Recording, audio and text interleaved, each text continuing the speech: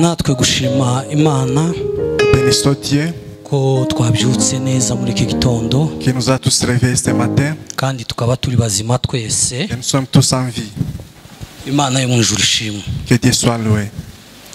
Suko hatari ibibazo C'est pas parce qu'il n'y a pas les problèmes wenda byari guterana benshi kuba batakiriho qui pouvaient arrêter la vie de certains, ariko kuba turiho twese iki gitondo Imana yo mu ijuru et ishimwe. que Dieu soit loué parce que nous sommes tous en vie.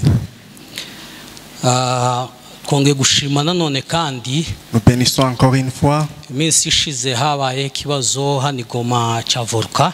La fois passée, il y a eu une éruption volcanique. Nge ntabwo nari mpari, nari mu ruzinduko. J'étais en voyage. Itangiriro Genèse, ibice ni 30 chapitre 30, umurongo wa 4. au 4e verset. Haravuga ngo Yakobo atumira Rasheli na Leya ngo baze mu rwuri aho umukumbi we uri. Arababwira ati nabonye so atakindeba nkuko yandebaga mbere, ariko Imana ya data ihorana nanjye. Namwe muzi yuko nakoreye so uko nashoboye kose, kandi so yagiye andiganya ahindura ibihembo byanje inshuro 10, ariko Imana ntiyamukundiye kugira ico antwara. Amena. Amen. Twongeye kwihanganisha abantu bose babuze ababo, ndabizi ko bahari kandi ni benshi. Condoléances à tout le monde qui ont perdu les Bibazo leurs. turimo muri iki gihe Les problèmes que nous avons, ntawo umuntu asigaye abura uko abwira undi ngo ihangane, kuko quelquefois, byabaye ibya bose, byabaye rusange, nous manquons les mots à dire. ariko twihangane twese hamwe. Mais condoléances. Dusomye ijambo ry'Imana. Nous venons de lire la parole. Turagushimiye wa Mana ya Isiraheli we, Merci. yuko uri umunyambaraga nyinshi kandi uri w'icubahiro, urakwiye guhimbazwa muri byose. Tugiye mu ijambo ryawe titurishoboye, ntaco twarivugaho, ariko niwe uzi imbaraga zaryo, niwe ushobora kurizana mu mitima yacu, niwe ushobora kuriha abantu bakaryakira uko warigenye, niwe ushobora gukora ibikomeye ku bwaryo kukurima. Dukeneye gusubwiza bwa, dukeneye ngo duhinduke ibikoresho wikorere, dukeneye ngo duhinduke akanwa wivugire. Uri Imana y'igitangaza mu bitangaza, uri Imana yagaragaye ku isi, uri umuntu, uri Imana ikora ibiyobeye ubwenge bw'abantu, uri hejuru y'amajuru wa Mana we, imisozi itera hejuru, inyanja zikihinda kubw'umugambi wawe ukomeye Mana. Iki gitondo turakwinginze kugira ngo uzubane natwe, uzuvugane natwe biciye mu ijambo ryawe. Ubutwari n'ubasha n'ubuhanga abaribyo bigaragara kukuri agakiza kacu, icubahiro no kunesha bibi byawe iteka ryose mwami w'agakiza kacu kazima. Amina. Amen. Imana itugirire neza, Que Dieu nous aide. Imana iduha umugisha mwinshi, Que Dieu nous bénisse. Imana ni igikundiro, Dieu est merveilleux. Imana ni ubutwari bukomeye. Il est glorieux. Turavuga Imana ya Isiraheli, Nous parlons le Dieu d'Israël. turavuga Imana ya Isiraheli. Le Dieu d'Israël. Aha ngaha twasomye ni inkuru ya Yakobo, C'est l'histoire de Jacob. ubwo yamaraga kuriganya mukuru we, Lorsqu'il avait trompé son frère, amaze kumuriganya umugabane we, après avoir lui trompé sa part, arahunga ngo aja kwa nyirarume il a fui vers mu son gihugu oncle, cy'Abapatararani. dans un pays.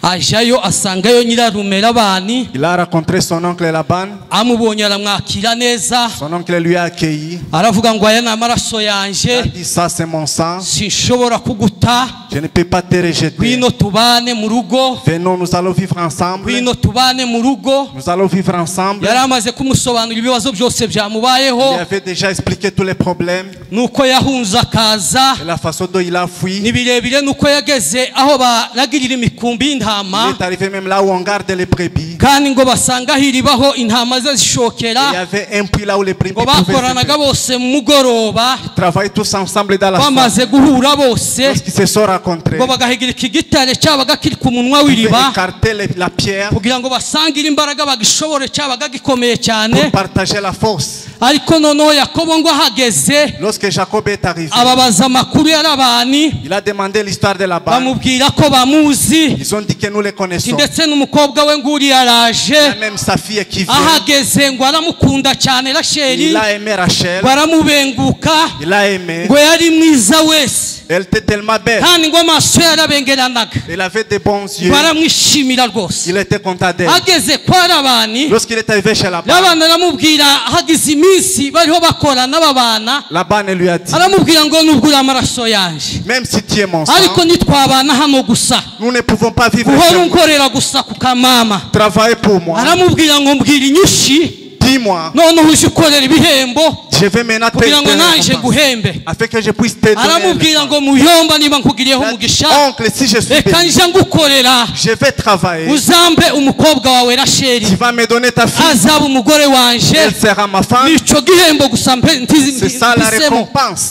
nico gihembo gusa mpisemo. C'est ça la récompense. Undi aramubwira ngo nari kumuha n'abandi, J'allais te ngo donner. sikanswe wowe w'amaraso yanje. Et toi aussi, mon sang. Aramubwira ngo tendera imyaka 7, Tu vas travailler pendant 7 nurangiza ans. imyaka 7 Lorsque tu auras fini, naje ndamuguhereza. je vais te donner la femme. Yakobo arakora imyaka 7 irashira, Jacob prend imyaka travail. 7 irangiye, Lorsque les 7 ans sont finis, noneho ngo Labani aramuhinduranya, Laban a changé. aho kumuhereza Rasheli Au lieu de yakunze, donner à Rachel, amuhereza mukuru we Leya. il a donné sa grande sœur Bukeye Léa. mu gitondo Le lendemain, Yakobo abyutse lorsque Jacob s'est réveillé, asanga umugore bamushingiye ntabwo ariho. il a vu que ce n'était pas Rachel. Arabwira nyirarume ngo Il a dit à son oncle, kubera iki nakoreye Rasheli pourquoi j'ai travaillé pour Rachel warangiza ukampereza Leya, et tu m'as donné Léa? byatewe n'iki? Quelle est la cause? Undi aravuga ngo mu mico yacu, Il a dit dans nos muri cultures, kutime yacu, dans nos coutumes, ntabwo umukobwa mutoya la petite fille anyura ku mukobwa ne mukuru. peut pas se marier avant la Niyo grande. mpamvu twabigenje dutya. C'est pourquoi nous l'avons fait ainsi. Ariko wakwihangana iminsi 7 Mais gusa tu peux patienter pendant ukaba uri 7 jours kumwe na Leya, et rester avec Léa. tukagira kandi iyindi myaka 7, Nous allons faire encore 7 ans n'ubundi tukaguhereza Rasheli et wakunze. nous allons te donner Rachel que Undi tu aimes. aravuga uti nta kibazo. Il a dit pas de problème. Babigenza batyo, Ils ont fait ainsi. imyaka kandi 7 irarangira, 7 ans de plus, amushingira na Rasheli. on lui a marié à Amaze Rachel. kumumuha, Lorsqu'il lui a donné, noneho agenda ahindura ibihembo bye yakoreraga kandi mu il a bijanye continué à avoir n'amatungo yaragiraga. des brebis qu'il gardait. Yakobo tese marume ukwangira ni gute? Pourquoi mon oncle Ngo fait yagiye ainsi? amuriganya, niko yabwiye Il abagore be, avait trompé ageze inshuro 10, pas jusqu'à 10 fois.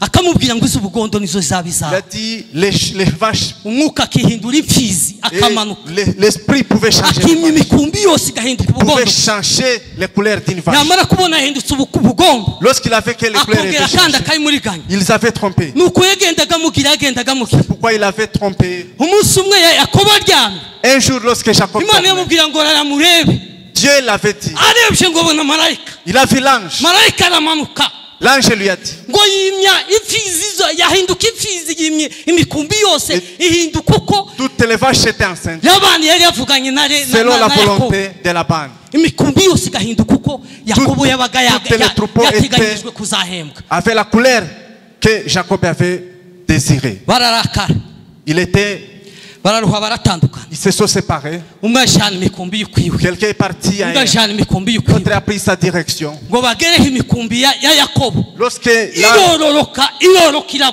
les troupeaux de Jacob avaient, abahungu barabanye, les garçons de Laban batangira kwigamba, avaient commencé à... ngo se Yakobo imikumbi afite, Pourquoi Jacob? ngo si ya data yose, Ce sont les brebis de mon Yakobo père. irororoka, Même si ça si ibya papa byose, ça appartient à mon père, arabesha ntabyo azabona. il ne peut pas partir avec ça. Yakobo arabyumva, Jacob a entendu. amaze kubyumva, Lorsqu'il a entendu, umunsi ngo yari muguri, le jour où il était dans la porte, atumira ngo abagore biwe bombi il a invité les deux femmes. baraza bamusangayo. Elles sont venues. Niho hahangaha twasomye, C'est là où nous allons lire. arababwira ngo Il a dit, namwe muzi uko so namukoreye, vous savez comment j'ai travaillé pour nuko votre yagiye andiganya la inshuro façon 10, dont il m'a trompé. ngo ariko Imana ya data Mais le Dieu de mon ngo père, ntiyamukundiye kugira icyo antwara. il n'a pas accepté qu'il puisse me faire du mal. Haleluya! Alléluia. Imana ya data Les pieds de mon père ntiyamukundiye kugira icyo n'a antwara. pas accepté qu'il puisse me faire du mal. Imana iri mu ijuru Le Dieu qui est au ciel, ntishobora gukunda ko hari icyo il bagutwara. ne peut pas accepter qu'on puisse te faire Imana du mal. data iri mu ijuru Le Dieu du ciel, ntashobora kwemera ko hari il ne icyo peut pas accepter qu'on puisse te faire du Imana mal. data iri mu ijuru Le Dieu du ciel, ntishobora kwemera ko il hari ne icyo peut pas bakubwira. accepter qu'on puisse te faire du Niba mal. uri umwana w'isezerano, Si tu es le fils de niba la uri promesse, umwana w'Imana si by'ukuri, tu es le fils de niba uhagaze mu isezerano si tu ry'Imana, es dans la promesse, niba uhagaze mu mugambi si w'Imana, tu es dans le royaume, ntishobora kwemera ko hari il icyo ne peut pas bagutwara. accepter qu'on puisse te faire. Haleluya!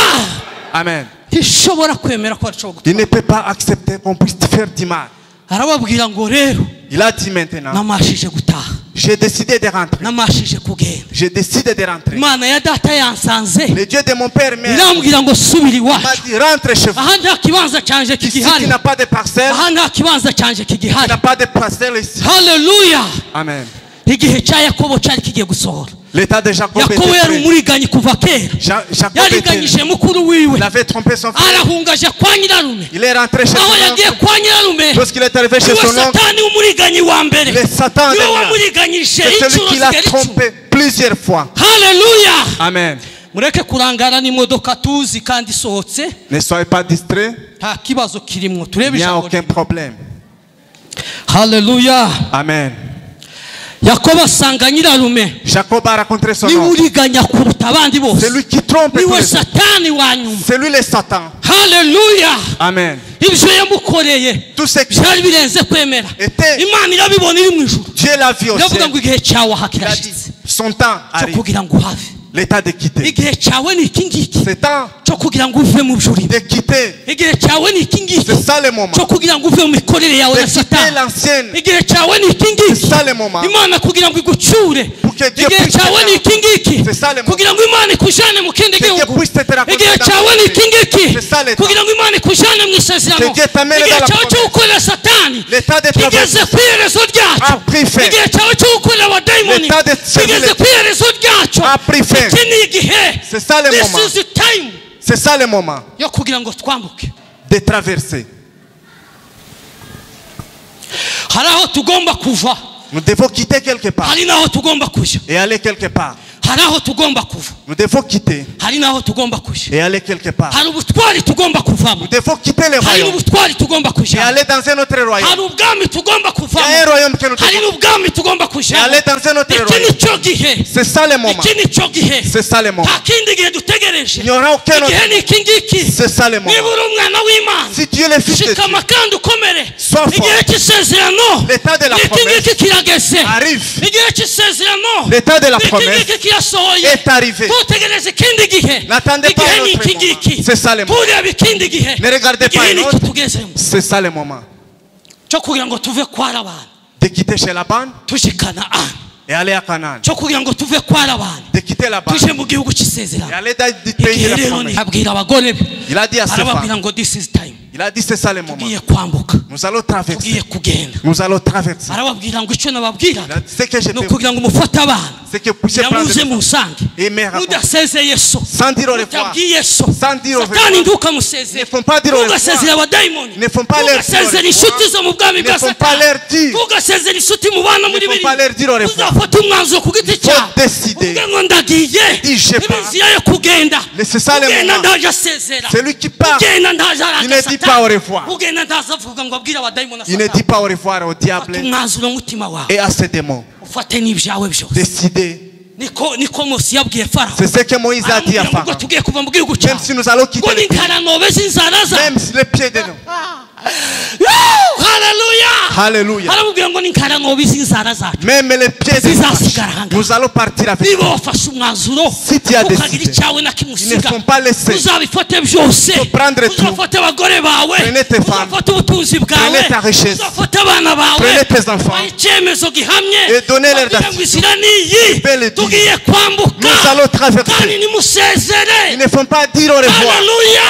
Alléluia. arababwira bari mu rwuri, Il les a dit. baramubwira ngo nyamara Il a dit, Alléluia. twasezere ku bundi Nous allons dire umugabane wacu notre part. ko data yawuriye, Que- hari uwundi mugabane Est-ce qu'il y twimufiteho, a une autre part? hari uwundi mugabane Est-ce qu'il y twimufiteho. aura une autre part? baramubwira ngo turemeye Il a tugenda, dit, nous avons accepté. baragiye bafata abana Ils sont partis. bafata imikumbi Ils ont pris les baragenda. troupeaux. Ils sont partis. bageze aho ngaho Lorsqu'ils sont arrivés, rasheli ngo afata ikigirwamana cya se Rachel a pris l'idole de son ngo père. aragicikana arakijana Elle est partie avec l'idole. ise ngo aze Lorsque son père est arrivé, baramubwira ngo yakobo yagiye il a dit Jacob, yajanye abagore biwe bombi il est parti avec ses femmes. yajanye abana bose Il est parti avec les, yajanye imikumbi yiwe il est yose parti avec les troupeaux. arababara Il était mécontent.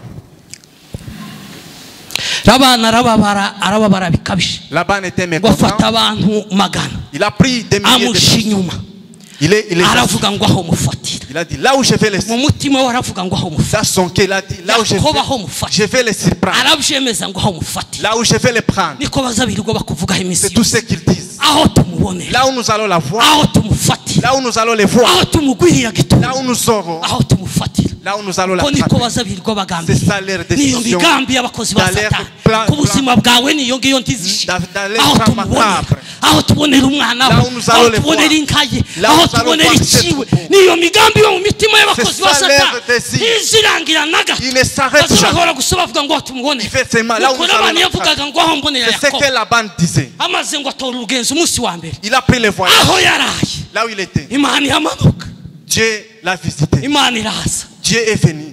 ngo imusanga mu nzozi Il a rencontré dans les iramubwira songes. ngo yakobo ukurikiye Jacob que tu ngo suis, ntugire icyo umubwira ne le tue pas. ngo ntugire ijambo na rimwe Ne umubwira le dis aucun ngo mot. ryaba ryiza Que ça soit ngo bon cyangwa ryaba ribi ou mauvais. ntugire ijambo na rimwe Ne umubwira prononce aucun mot. uko niko imana izibwira abo C'est bakugambiriye ce que Dieu nabi leur dit. izibabwira ngo Il ntimugire leur icyo dit, mubwira ne le faites pas. ngo ryaba ari ijambo ribi Que ça soit bon cyangwa ari ijambo ryiza ou mauvais. ntimugire icyo Ils ne mubwira font pas uriya ni parler. inkoramutima yanjye C'est mon ntimugire ami. icyo Ils mubwira ne font pas le uriya dire. ni akarakomara yanjye C'est mon ami. ntimugire icyo mubwira ne font pas- uriya ni igufwa ry'amagufwa yanjye C'est l'os de mes os. ntimugire icyo Ils ne font pas les mubwira toucher. uriya afite igihango nanjye Nous avons fait ntimugire un pacte icyo de ça. mubwira Ils ne font cyangwa rien ari faire. cyiza Que ça cyangwa ari soit bon kibi ou ntimugire mauvais. icyo mubwira Ils ne font pas leur dire quelque nuko chose. imana yabwiye C'est ce que Dieu. yamubwiye musanze mu nzozi Il a rencontré dans les songes. araza ngo agere aho yakobo ari Il a rencontré Jacob. aramubwira ngo shahu nari kukugirira nabi Toi, Jacob, shahu nari kukwica j'allais te tuer. ariko imana yaso Mais le Dieu de ton père, asaza irambwira ngo Mais raconte. singira icyo nkubwira il m'a dit ngo cyaba ari kibi que ça ngo soit bon cyangwa ari cyiza ou mauvais. aramubwira gusa ngo icyambabaje Il a dit, ce qui m'a fait ngo mal, n'imana yanjye watwaye c'est mon Dieu qui t'y a pris.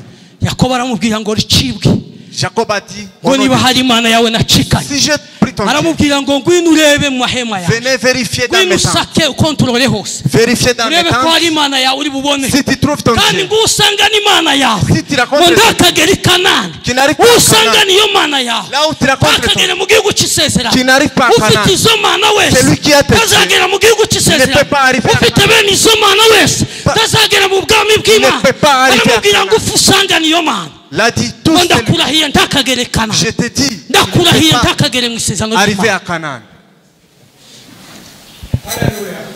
abana araza Laban est venu. ngo yinjira mu ihema rya leya Il est rentré dans arareba arahebura Il a vérifié. yinjira mu ihema Il est entré dans la ry'inshoreke zabo arareba arahebura Il a vérifié, il n'a pas trouvé. baragenda aja mu ihema rya rasheli Il est parti dans une autre wageremo tente. arashaka arahebura Il a vérifié, il n'a pas trouvé. rasheli ngo afata iyo mana Rachel a pris les dieux. ngo ayishyira amatambiko y'indogobe Il est pris d'entre les ngo mains. arangije ayicara hejuru Il est assis. isi arashaka mu ihema Son ryose père a cherché. iyo mana arayibura Il n'a pas trouvé l'idole. rasheli abwira labani Rachel parla à aramubwira Laban. ngo databuja we Il a dit, mon père, ngo ntundebe nabi kuko ndaguhagurukiye ne me regarde ngo pas. nuko ndi mu mihango y'abadamu C'est parce que je suis ngo dans niyo les... mpamvu ntabashe C'est kuguhagurukira pourquoi je ne peux pas rero me ngo laisser. ntundebe nabi Ne me regarde pas, mon arasohoka père. aragenda imana yibuze Il est parti iyo sans son mana yari mu idole. matandiko y'indogobe L'idole mu était maguru ya rasheli entre les pieds de ariho Rachel. iri C'était là ntiyavuga où- ngo databuja ndi hano Il n'a pas trouvé l'idole. ntiyavuga ngo databuja Il banicanye n'a pas trouvé Jésus. ntiyavuga ngo dore ko bimeze Il n'a pas trouvé. ntiyavuga ngo voici. dore aho bampambiririye Il n'a pas dit voici là où je suis. haleluya Amen.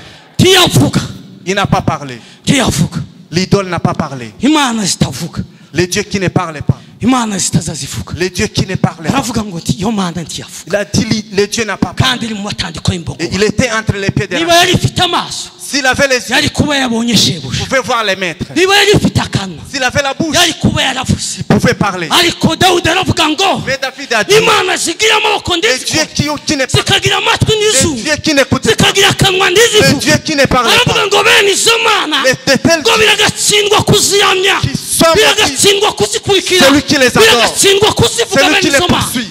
Haleluya. Amen. Iyo niyo mana yari yicariwe. C'est le Dieu, c'est Dieu qui Irarutwa n'akabwa, irarutwa n'inyabo, c'est un Dieu qui est irarutwa comparable aux n'amatungo chiens dutuze, ou aux animaux kuko qui yaje les amenya abashebuja. parce que le Dieu qui ne Akanwa niyo, connaît pas akabwa niyo kabonye shebuja, leur maître. kabasha no kuzunguza umurizo, Il peut bouger même la queue kabasha no kumoka, ou même crier, kabasha no kuvuga.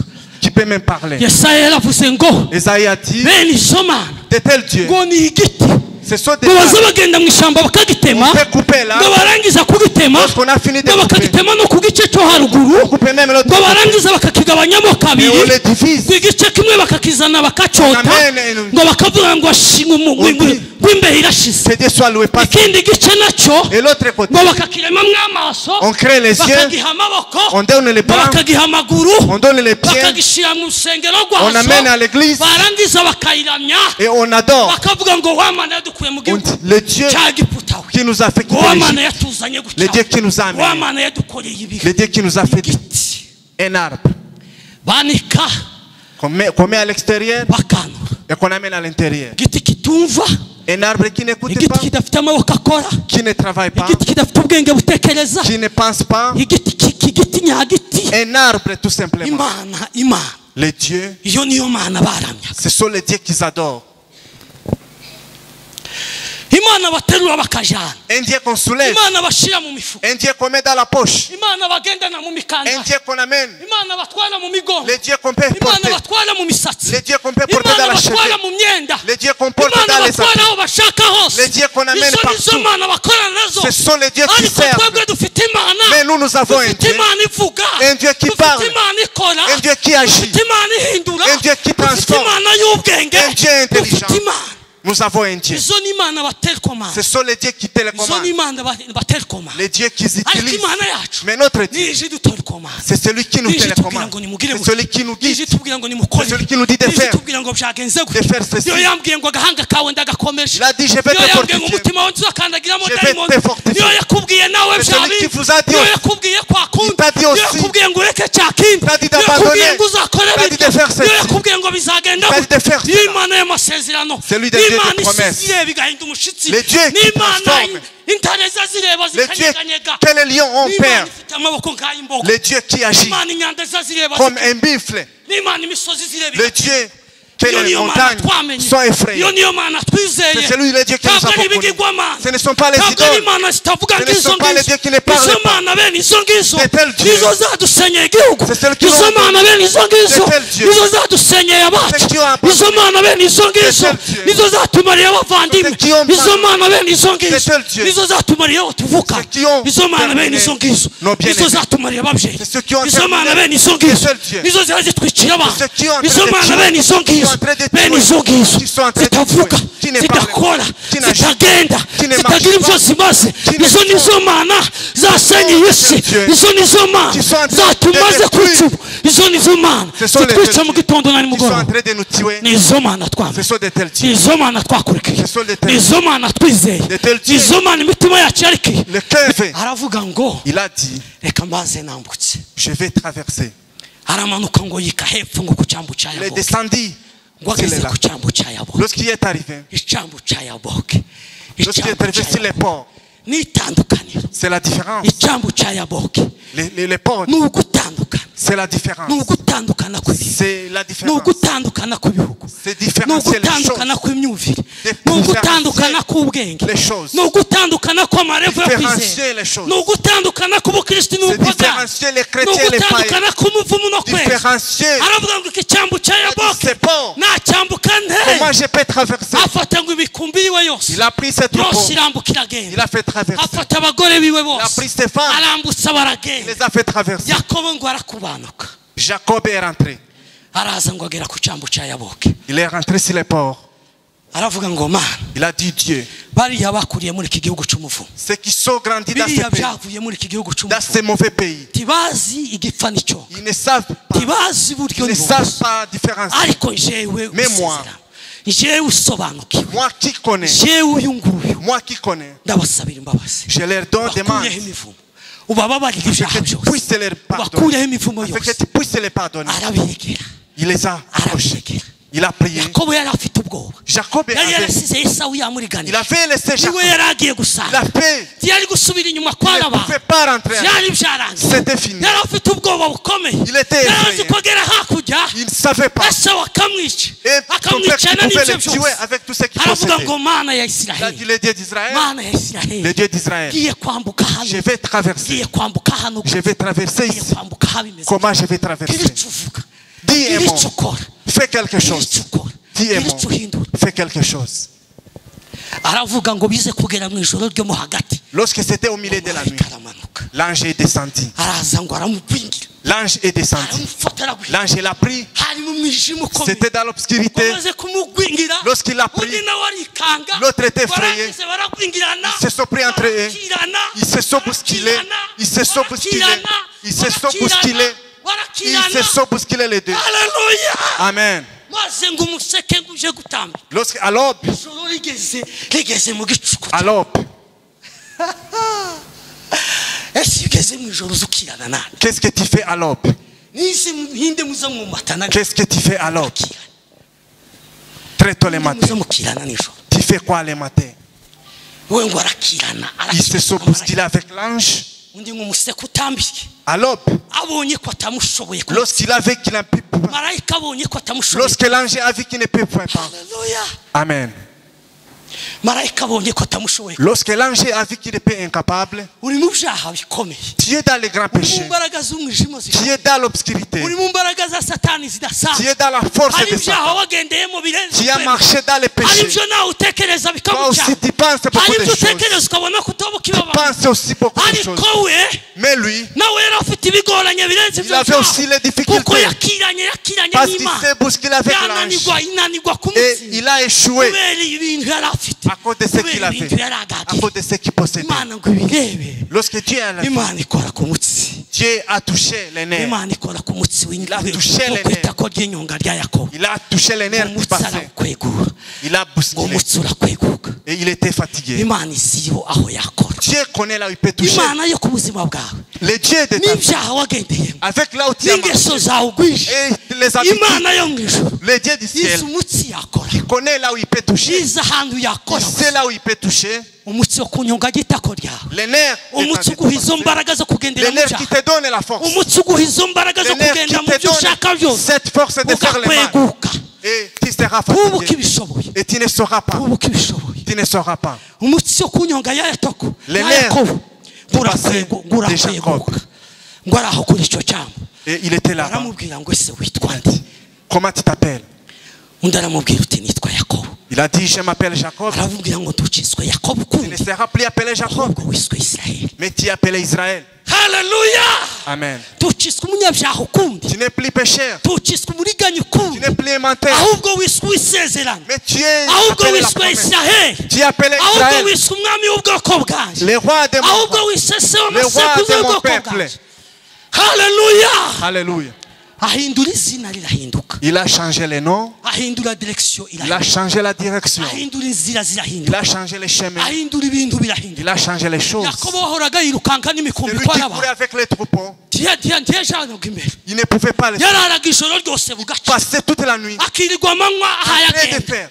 agakubitwa n'imbeho Il était frappé agakubitwa n'izuba par la chaleur. byose ntacyo byamutwara Mais tout cela n'a kuko yari rien. abishoboye Parce qu'il était yari capable. agikomeye Il avait- ariko ibyo ntibyari bigishobotse Mais cela n'était pas kuko facile. umutsi wamuhaga izo mbaraga Parce que les bari nerfs, bawukweguye on avait kwiruka mu byaha déréglé. yari akibishoboye ne pouvait pas kuja le mu faire. busambanyi Faire l'adultère. yari akibishoboye Il ne pouvait plus. kuja mu burozi Faire la- yari akibishoboye Il ne pouvait plus. kuja mu bindi ibyo ari byo byose tous les mal. yari akibishoboye Il ne pouvait plus. kuriganya Faire ntibyari le mal, bigikunze ce n'était pas possible. ntibyari bigikunze Ce n'était pas umutsi possible. wamuheshaga izo mbaraga Les nerfs qui lui bari donnaient bamaze la force, kuwukuramo. c'était déjà, imana yari yawukweguye déréglé. imana yari yawukuyemo Dieu neza l'avait déjà déréglé. yakobo ngo agenda acumbagizwa n'umutsi wo ku nyonga y'itako rye Il a marché ngo arenga lentement. penuweli ngo agicumbagijwe n'uwo mutsi en train de marcher niyo lentement. mpamvu abanyisiraheli na bugingo C'est n'ubu pourquoi les Israéliens, batazabarya umutsi wo kunyonga yitako lorsqu'ils ont les nerfs, kubera yuko parce que, ngo yakobo yawukwegowe parce que Jacob a été déréglé avec racheli son nerf. amaherezo yiwe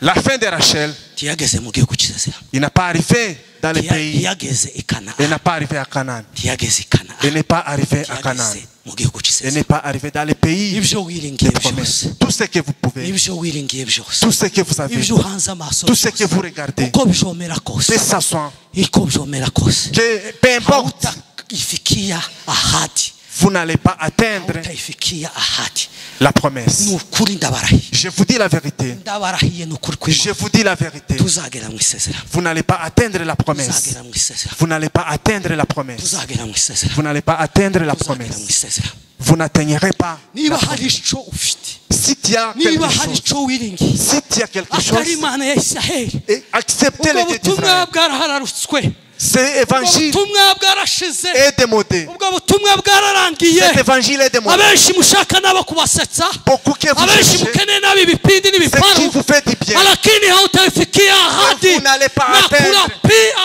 Je vous dis la vérité. nakurahiriye kuri kw'Imana Je vous dis la vérité. tuzarikandagiramo Vous n'allez pas n'igihugu atteindre turindiriye cy'iminsi les pays, iminsi yose wabariyemo tous les jours que vous avez ibiteramo souffert, byose wateramye tous les cultes que vous amasengesho avez yose wasenze les prières que vous avez faites. haleluya Amen. ibyo wakoze byose Tout ce que ibyo vous avez wakoze fait, byose vous pouvez. kuri wa munsi Ce jour-là, imana izavuga ngo Dieu va demander. sinigeze nkumenya Je ne vous ai jamais, sinigeze nkubona je ne vous ai jamais connu. sikukubona hata Je ne kamwe vous ai jamais sinigeze connu. nca mu maso yanjye Je ne vous ai jamais ibyo connu. wakoraga byose Tout ce que tu fais, byari ubusa c'était nul. byari ubusa C'était nul. byari ubusa C'était nul. tuzahera hanze hariya Vous serez à tuzahera l'extérieur. hanze hariya À l'extérieur. igihe ni iki ngiki C'est ça le cyo moment. kwinjira mu bwami bw'Imana D'entrer dans le royaume. yabarahiye ukuri kw'Imana Je vous dis la igihe ni vérité. iki ngiki C'est ça le yesu moment. araje Jésus, kandi nguyu ari hafi il arrive bientôt. arakomanga ku mutima Il wawe frappe à ton cœur. ibyo urimo ni ibiki Qu'est-ce que tu ibyo fais? ugenderamo ni ibiki Qu'est-ce que tu fais? niki mukeneye Si tu es niki encore péché de mushaka lui, qu'est-ce que vous cherchez? aracyagutegeye amaboko yesu Il a besoin de arambuye vous. amaboko Il vous arambuye attend. amaboko ku bwawe Il vous attend. haracyariho hane Il y a encore. haracyariho hane Il y a amaraso encore. yareza n'uyu munsi Les sacs qui amaraso purifient. yareza n'uyu munsi Les sacs qui purifient. waza akakubabarira Les sacs qui waza purifient. akakweza Il peut te sauver. waza akakuyobora Il peut te purifier. waza akagutunganya Il peut te laver. iyi ntabwo ari isaha y'imikino Ce n'est pas ntabwo ari le igihe cyo moment de gukina blague. ntabwo ari igihe cyo kugendera mu Ce byo n'est twumva pas le moment de dukeneye blaguer. ntabwo ari igihe cyo kuyobora imana Ce uko n'est pas le dushaka moment de diriger Dieu. oya Non. oya oya Loin de oya là. oya Loin de là. oya Loin oya de là. iki si igihe Ce n'est pas le cyo moment kuyobora imana uko de dushaka diriger cyo Dieu kuyobora imana uko intekerezo selon zacu nos zikura. désirs, cyo kuyobora imana uko intekerezo zacu selon nos pensées. cyo kuja kubesha abantu uko imana D'aller ikubwiye. mentir. atari ibyo ubesha atari ibyo Ce n'est uriganya pas ça, ce n'est pas- atari ibyo ari iyindi Ce n'est migambi pas le moment. iki ni igihe C'est ça le moment. iki ni igihe C'est ça le iki ni moment. igihe C'est le iki temps. ni igihe C'est le temps. iki ni igihe C'est ça le temps.